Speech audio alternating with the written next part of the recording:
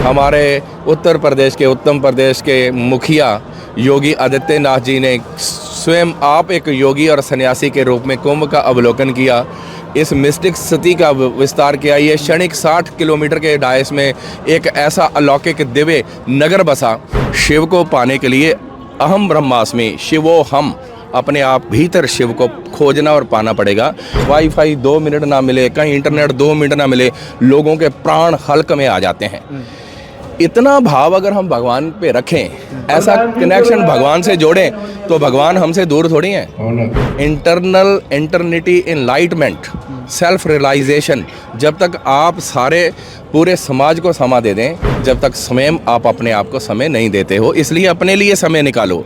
एक friction 1 second से लेकर के अपना अभ्यास बढ़ाओ। एकांत में बैठो, विचारशील और विचार विहीन होकर के बैठो।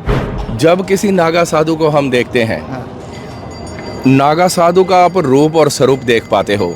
नागा साधु के जीवन की उन कठिनाइयों को, उन परिस्थितियों को आप नहीं देख सकते, जिन कठिनाइयों और परिस्थितियों को पार करके नागा साधु इस मुकाम पे पहुंचे हैं। कुंभ, भव्य कुंभ, दिव्य रूप, अलौकिक रूप, ऐसे ही निरंजनी अखाड़े के भूपेंद्र गिरी जी महाराज हमारे साथ हैं। और आज वो दिन है, बसंत पंचमी से अगला दिन है, जिस दिन नागा साधुओं की विदाई होती है। महाराज जी, पहले तो अपना उत्तर प्रदेश में बहुत बहुत स्वागत है आपका।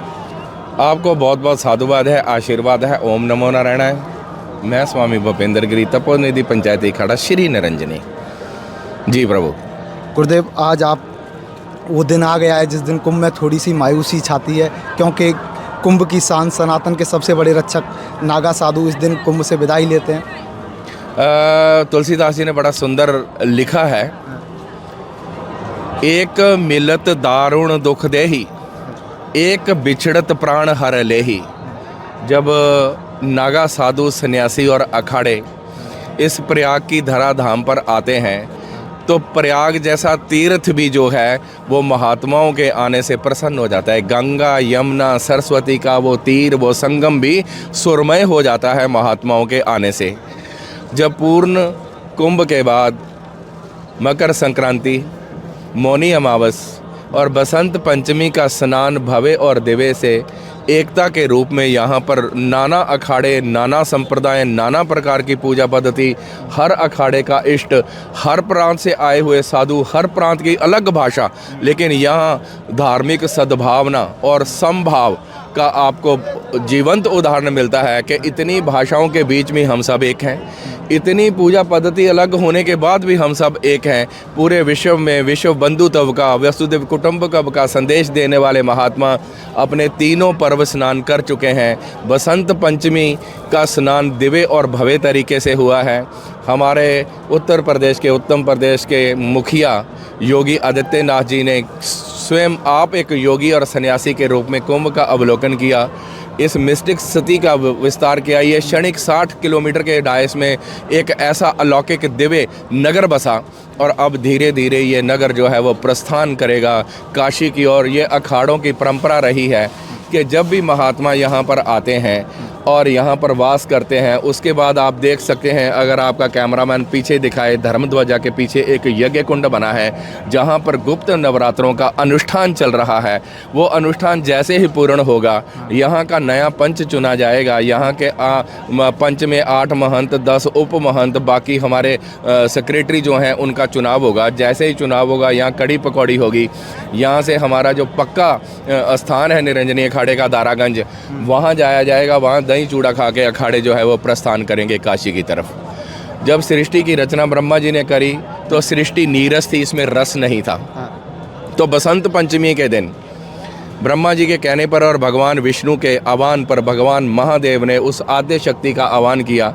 आद्य शक्ति के विग्रह से एक और विग्रह का प्रादुर्भाव हुआ। श्वेत वस्त्र धार के, वीणा धारणी, पुस्तक धारणी, माला धारणी, वो भगवती आद्य सरस्वती ब्रह्मा जी के कमंडल की 5 बूंदों से इस धरती पर उनका प्रादुर्भाव हुआ। बहुत दिव्य और भव्य उनका यहाँ पर स्वागत हुआ है। सरस्वती के आने से जल में कलकल की धारा में रस आया हवाओं में, सरसराहट में, हर पेड़ पौधे पर उल्लास आया। आप देखिए नई फसल आ रही है, उस पे नई कोपलें आ रही हैं, सर्दी विदा हो रही है और सर्दी और गर्मी का समावेश लेके मीठा मौसम यहाँ पे आ रहा है। इसी मीठे मौसम में अपने अखाड़ों के साथ हमने कुंभ स्नान का दिव्य और भव्य उत्सव आनंद आह्लादित होकर के हम लोग काशी के लिए प्रस्थान करेंगे। आपको, आपके दर्शकों को बहुत बहुत साधुवाद है, बहुत बहुत आशीर्वाद है। आप प्रयाग के प्रभाव को समझें। वैसे तो तुलसीदास जी कहते हैं, कह ना सकूँ कोई प्रयाग के प्रभाव को शब्दों में नहीं बांध सकते।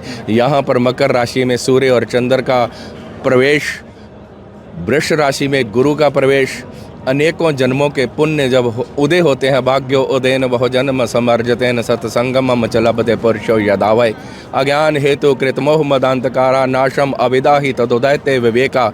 यहाँ विवेक की उत्पत्ति होती है, साधु संतों का संगम होता है, उनसे सत्संग होता है, उनके दर्शनों का लाभ मिलता है और फिर सब लोग अपने अपने घर को प्रस्थान कर जाते हैं। तो यही कहूँगा कि बहुत जन्मों के जब पुण्य उदय हुए तब कहीं जाकर के प्रयाग की धरती पर आना संभव हुआ। एक डुबकी लगाने में हमें कार्तिक के 1000 स्नान, माघ के 100 स्नान, वैसाख के नर्मदा के कोटि स्नान का फल एक डुबकी में मिलता है, अगर हम भाव से तीर्थ का ध्यान करते हुए स्नान करें। इन्हीं शब्दों के साथ हर हर माँ। गुरुदेव, एक आखिरी चीज़ और आपसे पूछूंगा, कैसे ये लोग एक नागा साधु के दर्शन मात्र से ज़िंदगी को बदल सकते हैं? देखो, ये तो दृष्टि की बात है। भ्रकुटी विलास सृष्टि लय होई। भगवान नेत्र खोलते हैं तो सृष्टि बस जाती है, भगवान नेत्र बंद करते हैं तो सृष्टि लय हो जाती है। जब किसी नागा साधु को हम देखते हैं, नागा साधु का आप रूप और स्वरूप देख पाते हो। नागा साधु के जीवन की उन कठिनाइयों को, उन परिस्थितियों को आप नहीं देख सकते, जिन कठिनाइयों और परिस्थितियों को पार करके नागा साधु इस मुकाम पे पहुँचे हैं। हर कोई चाहता है मेरे को नागा साधु का आशीर्वाद मिले। आशीर्वाद हाथ से नहीं मिलता, आशीर्वाद दृष्टि से मिलता है, आशीर्वाद पैर छूने से नहीं मिलता, आशीर्वाद हृदय से एक भाव निकलता है, वो भाव सब तक पहुंचता है। इसलिए हम कहेंगे कि नागा साधु का आशीर्वाद लेना है तो ध्यान करें, आप उनको दूर से वंदन करें, नमन करें। उसकी एक दृष्टि आपको जीवन के भव सागर से पार कर देगी। यहाँ पर इतने जो नागा साधु आए हैं, उन्होंने इतनी भयंकर सर्दी में, जहाँ लोग कंबल, रजाइयाँ, स्वेटर ओढ़ के भी सर्दी को नहीं पार पा रहे, नागा साधु सिर्फ एक बबूती, एक लंगोटी व नागफणी में घूम रहे हैं। ये प्रभु कृपा है और वही कृपा जो है वो बाकी सब के ऊपर उस दृष्टि से बरसती है।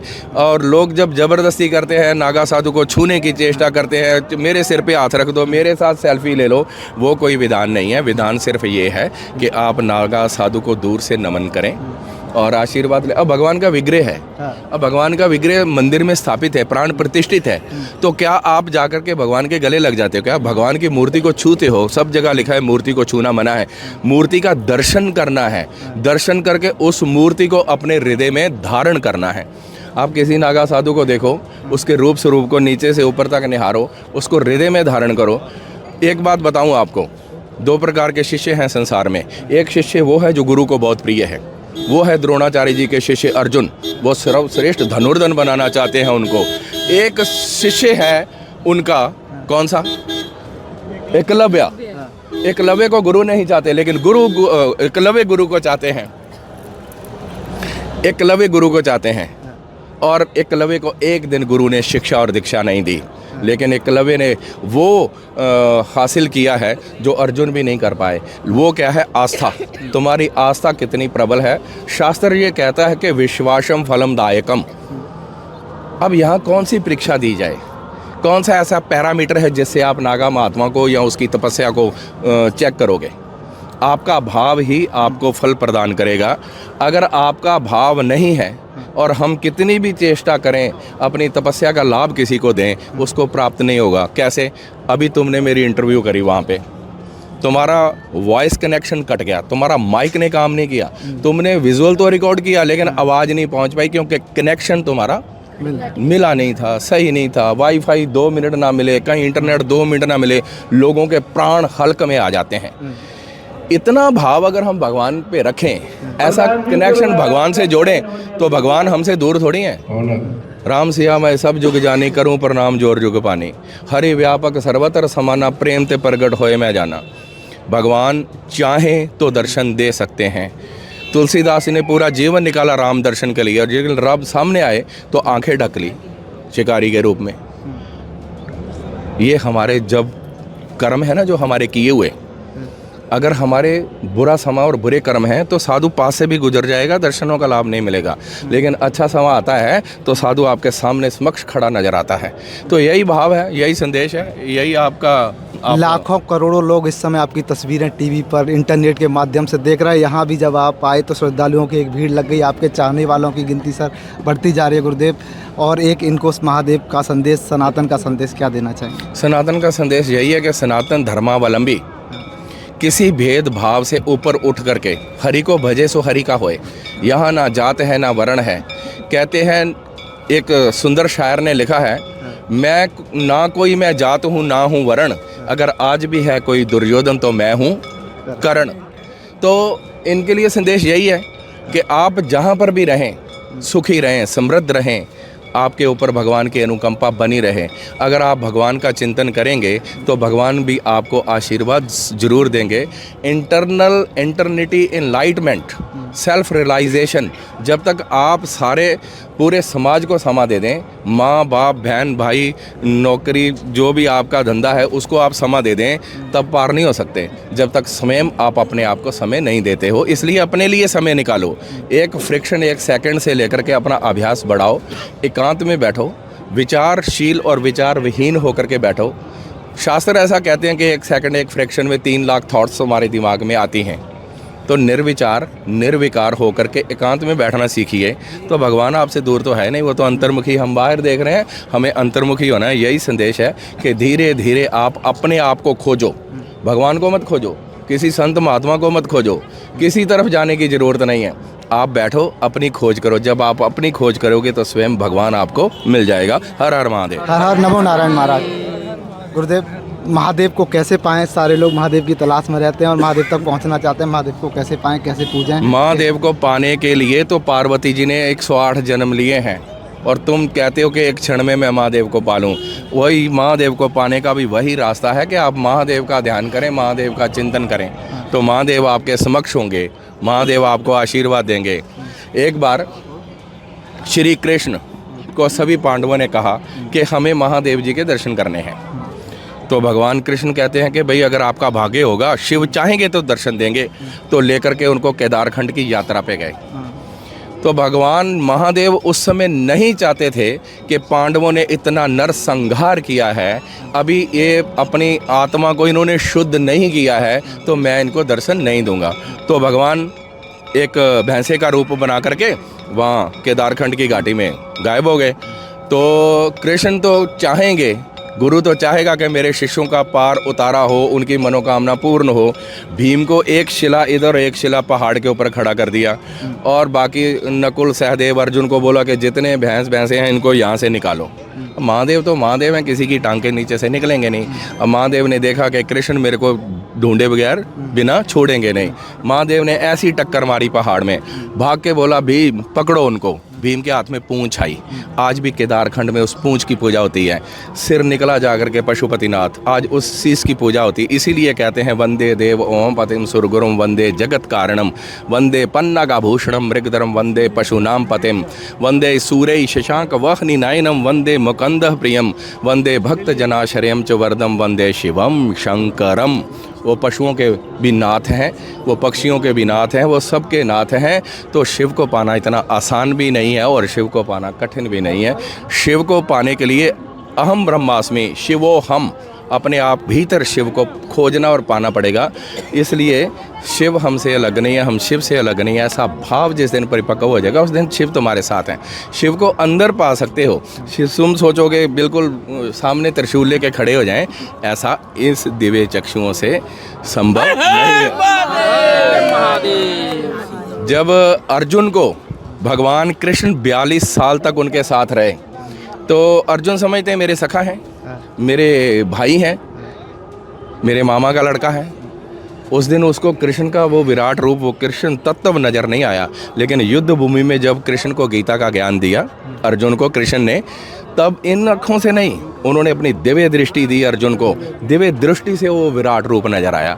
तो भैया तुम हम पे कोई दिव्य दृष्टि थोड़ी है कि शिव सामने खड़े हो जाएं। शिव तो हैं शाश्वत, शिव तो है तत्व। शिव ना रूप है, ना रंग है, ना रेख है, ना भेक है, ना जन्म है, ना मृत्यु है। वो शाश्वत मोह माया से परे, रजोगुणी तमोगुणी सतोगुणी तीनों गुणों से परे हैं शिव। शिव को क्या समझते हो तुम? शिव एक तत्व है। उस तत्व को आत्म तत्व में जब तक धारण नहीं करेंगे तब तक शिव तत्व परमात्म तत्व नहीं मिलेगा। ये बेकार की बातें हैं, ये बेकार के प्रवचन हैं कि उससे आपको ये मिल जाएगा, वो मिल जाएगा, ये साधना करो, वो साधना करो। साधना एक मार्ग है, साधना मंजिल नहीं है। इसलिए भगवान शिव का ध्यान करो, उनका पंचाक्षर मंत्र जो है उनका हृदय है, उनके हृदय में स्थान बनाओ। हर हर महादेव। और बहुत समय हो गया मेरी।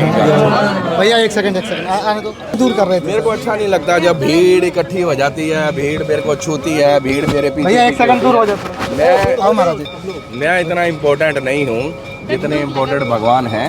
आप भगवान का भजन करें, आपको आशीर्वाद है, साधुवाद है। ये जो वचनामृत हैं वही आपके लिए सब आशीर्वाद है, आप उसी को ग्रहण करें। आप सबका धन्यवाद है, आपको साधुवाद है।